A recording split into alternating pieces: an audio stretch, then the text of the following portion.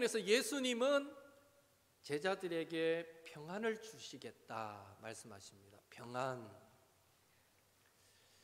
이 말씀이 있기 전에 13장부터 14장 사이에 보면 여러 가지 내용들이 나오는데, 특별히 가룟 유다가 예수님을 배반할 내용, 그 다음에 예수님께서 친히 십자가에서 내가 죽게 될 것이다 하시는 말씀, 그리고 베드로가 3번 나를 부인하게 될 것이다 하신 예언의 말씀이 있고요. 그리고 14장에서 이런 충격적인 일들이 닥치더라도 너희는 마음에 근심하지 말라 라고 제자들에게 권면하시면서, 내가 잠시 너희를 떠나지만 그러나 또 내가 다시 돌아올 것이고, 떠나 있을 동안에는 다른 보혜사를 너희에게 보내어서 영원토록 함께 하겠다라는 말씀도 주십니다. 이 모든 말씀에 이어서 주신 약속이 내가 평안을 너희에게 주노라 라는 말씀이었습니다. 그리고 예수님께서 주실 이 평안에 대한 약속은 구약의 예언과도 무관하지 않습니다. 구약의 예언, 구약에서 메시아 구원자에 대한 소망을 표현할 때 메시아는 평화를 가져오시는 분이라고 예언되어 있습니다. 이사야 9장 6절 같이 읽겠습니다. 이는 한 아기가 우리에게 낳고 한 아들을 우리에게 주신 바 되었는데 그의 어깨에는 정사를 메었고 그의 이름은 기묘자라 모사라 전능하신 하나님이라 영존하시는 아버지라 평강의 왕이라 할 것임이라. 아멘. 평강의 왕이라, 오실 메시아 그리스도 주님은 평강의 왕이다. 이렇듯 예수님이 평강의 왕이시기에 이사야 11장 6절에서 9절에 보면 예수님께서 다스리는 나라는 어떤 나라가 될 것이냐라고 할 때, 사자들이 소처럼 풀을 먹고 젖 먹는 어린아이가 독사들, 그 독사의 구멍에 손 넣고 장난쳐도 물리지 않는 바로 그런 평화로운 세상이 될 것이다 라고 예언되어 있는 것입니다. 그렇다면 예수님께서 이 땅에 이루실 하나님 나라에서의 평안, 평화, 어떤 것일까요? 첫째로 세상의 평화와 예수님의 평화는 다르다라는 사실부터 우리는 기억해야 됩니다. 히브리어 샬롬, 헬라어 에이레네, 전부 다 문맥에 따라 평화, 평안, 화평, 화목이라는 말로 다양하게 번역됩니다. 우리 교회는 에이레네라는 단어를 잘 안 쓰지만 다른 교회 가보면 찬양단 이름도 에이레네 찬양단이 많아요. 에이레네가 이 평화라는 단어라서 많이 쓰이는 단어 중에 하나입니다. 헬라어로 에이레네, 히브리어로 샬롬, 전부 다 평화라는 말이죠. 가장 기본적인 의미는 안녕하십니까 하는 안녕함입니다. 웰빙, 이게 평화라는 의미죠. 예수님 당시에 그 헬라 세계에서 평화라는 것은 다름 아니라 전쟁이 없는 상태를 말합니다. 평화, 이거는 전쟁이 없는 상태, 이것을 의미했습니다. 그래서 팍스 로마나라는 말이 생겨납니다. 로마의 평화. 로마가 세계를 통일하고 지배하면서 약 1세기, 2세기, 200년간에 걸쳐서 소소한 전쟁 말고는 큰 전쟁이 일어나지 않았습니다. 바로 이런 상태, 전쟁이 없는 상태를 평화라고 사람들은 이해했던 것입니다. 하지만 팍스 로마나, 이 로마의 평화는 지배자 관점에서의 평화일 뿐 사실 피지배자들에게 진정한 의미에서의 평화가 주어진 것은 아니었습니다. 피지배자들에게는 피로 물든 굴욕적인 평화였을 뿐입니다. 로마의 지배를 받아들이고 수용하고 그런 한에서의 제한된 자유와 평화였을 뿐입니다. 이것이 바로 세상이 말하는 평화입니다. 이런 때에 예수님은 내가 너희에게 에이레네를 주겠다, 평안을 주시겠다라고 약속하시며, 더불어 내가 주는 평안은 세상이 주는 것과 같지 않다, 내가 주는 평안은 세상과 다르다라고 말씀해 주셨습니다. 어떤 면에서 예수님이 주시는 평안이 세상이 주는 평안과 다른가? 이 부분에 대해서는 마태복음이 명확하게 말해줍니다. 마태복음 10장 34절 같이 읽습니다. 내가 세상에 화평을 주러 온 줄로 생각하지 말라. 화평이 아니라 검을 주러 왔노라. 화평이 아니라 검을, 칼을 주러 왔노라. 이 표현은 예수님이 주시고자 하는 이 평화가 세상이 주는 평화와 성격상 다른 것이다, 당시 세상 사람들이 기대했던 그런 방식과 다른 방식이다 라는 것을 강조해 주고 있는 것입니다. 따라서 검을 주러 왔다, 아버지와 딸이 그리고 며느리와 시어머니 사이에 불화가 있게 되고 원수가 되게 한다라는 이런 모든 말씀도 비유인 것입니다. 그것은 예수님이 주시려는 참된 평안은 세상 사람들이 기대하는 그런 평안과는 거리가 멀다라는 것을 강조해 주고 있는 것입니다. 세상이 주는 평안은 로마의 평화, 팍스 로마나처럼 겉으로는 잔잔하지만 그 숨겨진 안쪽에서는 썩어져가는 불안전한, 불공평한 그런 평안일 때가 많습니다. 남들이 볼 때는 다정해 보이고 행복해 보이지만 실제로는 그 관계가 많이 깨어져 버린 쇼윈도 부부처럼 불안전한 것이 이 세상의 평화다라는 것입니다. 세상이 주는 평화는 좋아 보이지만 사실 들어가 보면 그다지 우리를 좋게 해주지 않는다라는 것이죠. 또한 이 세상이 추구하는 평화는 도피로서의 평안의 의미가 큽니다. 도피, 마음을 비우고 집착을 버리고, 불교는 해탈 이런 표현을 쓰죠. 어떻게든 막 지워버리는 거예요. 지워버리는 거예요. 고통을 유발하는 모든 관계를 끊어버림으로써 얻는 평화를 추구합니다. 이게 세상이 추구하는 평화입니다.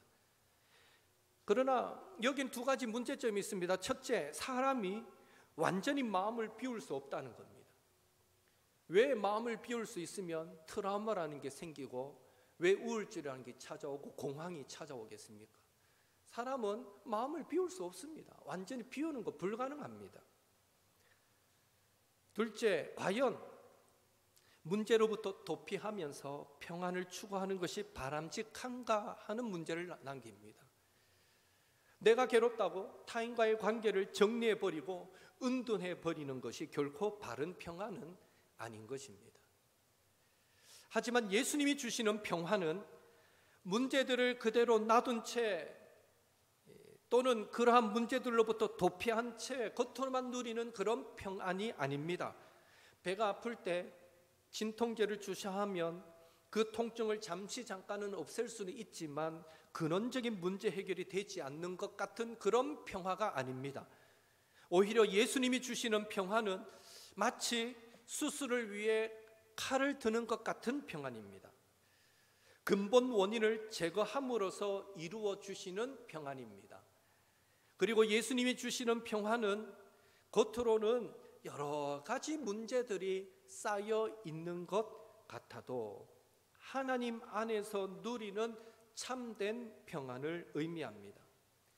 최악의 상황이 발생하여도 당황하지 않고 두려워하지 않으며 보혜사 성령님께서 우리와 함께 하실 것이고 참된 화평의 열매를 맺게 해 주실 것을 믿음으로써 누리게 되는 평화인 것입니다.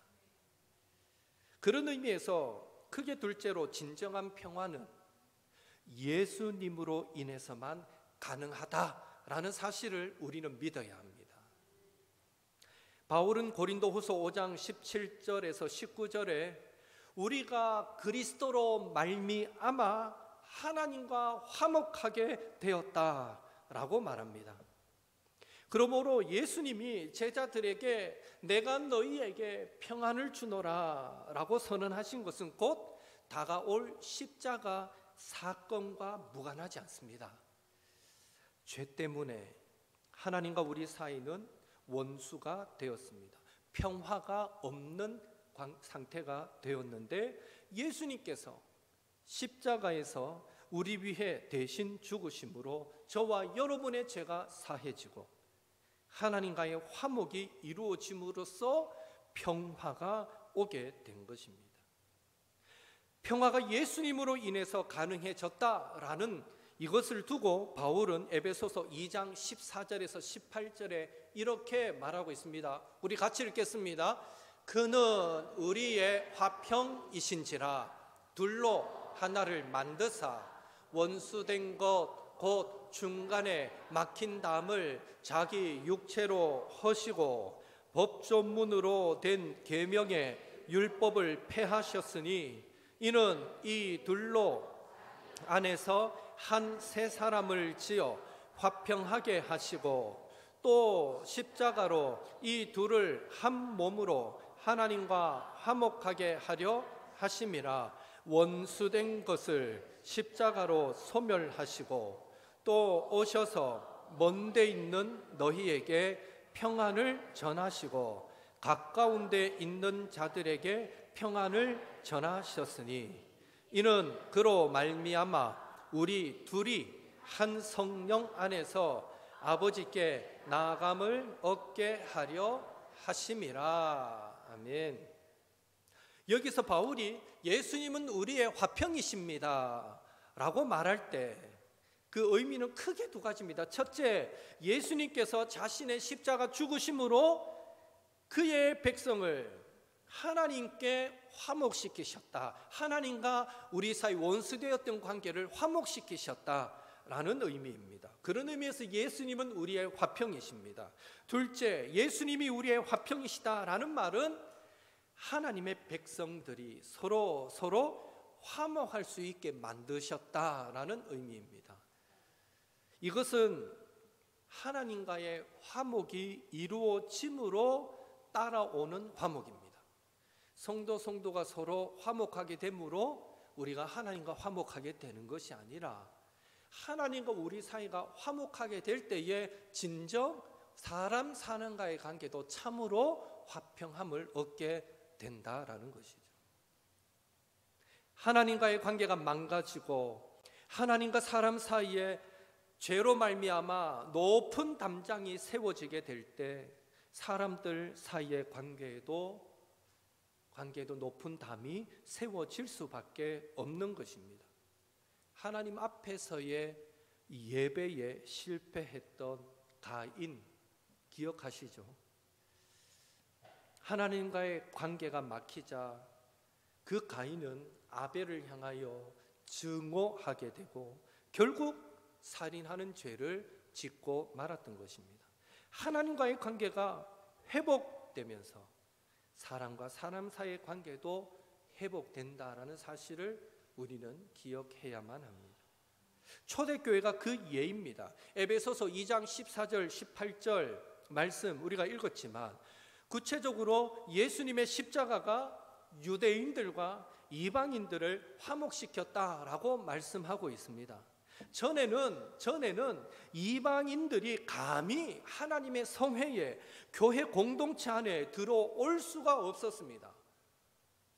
이방인들은 가까이 하지도 않았던 게 유대인들입니다. 그러나 복음이 그들을 바꾸어 놓았죠. 사람들이 만들어 놓은 차별적인 계급과 제도 속에서 하나님의 형상으로서 지음받은 사람들을 이전에는 미워하고 차별했습니다.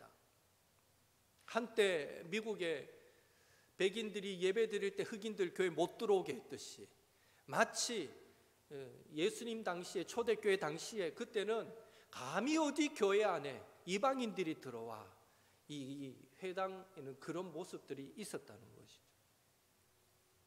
하지만 예수님께서 십자가에서 흘리신 그 피로 인해 죄가 용서받고 하나님과의 관계가 회복되어 이제는 이방인들도 당당하게 그리스도의 몸을 구성하는 교회의 일원이 되었으며 그래서 밖에서는 주인과 종의 관계를 유지해도 교회 안에서는 서로 떡을 떼는 형제 관계를 지켜갈 수 있게 된 것입니다. 정말 기적 같은 일이, 둘이 하나 되는 기적 같은 일이 예수님 안에서 이루어졌던 것이죠. 이게 화평입니다. 그래서 크게 셋째로 예수님은 근심하지 말고 두려워하지 말라라고 말씀하십니다. 세상 사람들의 관점에서 본다면 제자들이 만나게 될 십자가의 상황은 평화가 없는 상태일 것이기에 예수님은 제자들에게 이 세상이 주는 평화와는 다른 평화를 약속하시는데, 그것이 바로 보혜사 성령님께서 그들과 함께 하심으로 누리는 평화였습니다. 그래서 예수님은 요한복음 14장에서 제자들을 떠나서 아버지께로 돌아가실 것이지만 영원토록 제자들과 함께할 보혜사 성령을 보내주셔서 성령님을 통해서 우리 안에 계시겠다라고 말씀하셨으며, 그래서 제자들은 이 세상에 결코 홀로 버려진 고아와 같은 신세가 되지 않겠다라고 요한복음 14장에 기록하고 있고, 그래서 예수님이 함께 하시기에 앞으로 만나게 될 어떤 환난도 너희들은 두려워할 것이 없다라고 말씀해 주셨던 것입니다. 이것이 예수님께서 주시는 평화와 이 세상의 평화와의 다른 점입니다. 예수님이 주시는 평화는 외부의 환경, 조건에 따라 좌우되지 않습니다. 있다가 없어지는 것도 아닙니다. 예수님이 주시는 평화는 성령님을 통하여 언제나 저와 여러분과 함께 하심으로 주어지는 평화이기에, 우리가 오전 예배 때 불렀던 찬송가 중에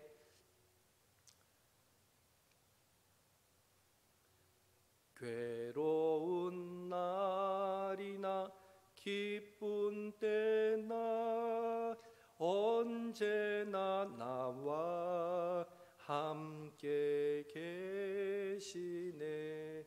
괴로운 날이나 기쁜 때나 언제나 나와 함께 계시네.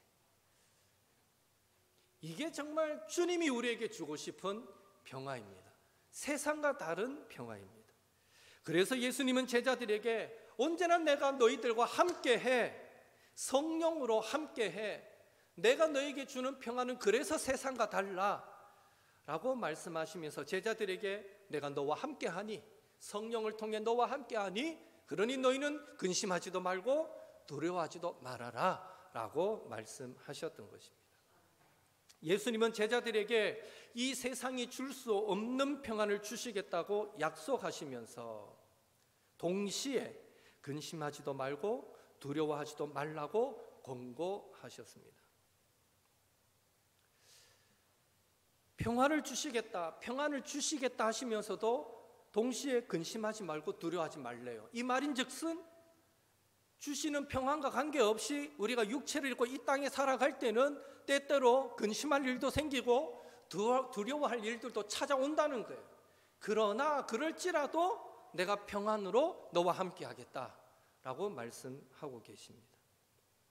예수 그리스도의 십자가를 통해 우리가 평안을 누릴 수 있는 필요 충분 조건이 이루어졌으니, 즉 죄 용서도 받았고 하나님과도 화목되었고 보혜사 성령님도 받았기에 이제는 더 이상 불안해하지 말고 성령을 따라 행하는 가운데 화평이라는 성령의 열매를, 은혜의 열매를 맺는 축복의 상태를 누리라 라고 예수님은 우리에게 말씀해 주고 계십니다. 이런 화평이 뭔가를 많이 소유해서 얻는 평안이 아니고 늘 어떤 상황, 어떤 곳에서도 변함없이 우리 안에 계신 그 성령님께서 내가 너와 함께해 주님의 그 음성을 듣게 만들어 주시고, 그래서 낙심하지 않고 절망하지 않고 한숨 쉬다가도 힘을 내야지 벌떡 주님의 십자가 기억하며 일어설 수 있고, 그래서 하루하루를 또 참고 견딜 수 있고, 그래서 기쁜 때는 당연하거니와 힘들고 어려운 때조차도 또 그 순간을 견디고 이기면서 세상이 줄 수 없는, 이건 정말 차원 다른 평안인 거죠. 주님이 늘 나와 함께 하신다는 그 믿음의 확신 때문에 소유하게 되는 그 참 평안을 이번 한 주간도 늘 맛보며 살아가시는 우리 모든 옥토의 성도님들 되시기를 예수님의 이름으로 축원합니다. 이 시간 함께 기도합시다.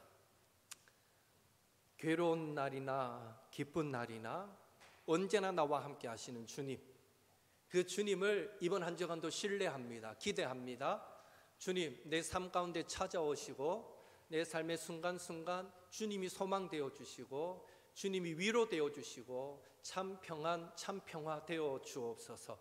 여러 가지 많은 마음속에 일어나는 갈등, 또 여러 가지 많은 근심, 걱정 속에 주여 그것에 함몰되거나 파묻혀버리지 않도록 우리를 붙잡아 주시고, 우리에게 주어진 상황은 어떠하든지 늘 성령을 따라 행하며 주님 주시는 마음으로 승리하며 살아가는 이 한 주간이 되게 도와주십시오. 이 한 주간 그 주님을 내가 붙잡을 만한 힘이 없을 때라도 성령님 우리를 긍휼히 여겨주시고 강력하게 역사하셔서 그 성령 하나님의 이끄심을 누리며 경험하며 살아가는 복된 한 주가 되게 도와주십시오. 그 참 화평 누리는 한 주가 되게 도와주십시오. 우리 사모하는 마음으로 함께 우리 자신을 위해 서로를 축복하면서 같이 기도하고 제가 마무리 기도.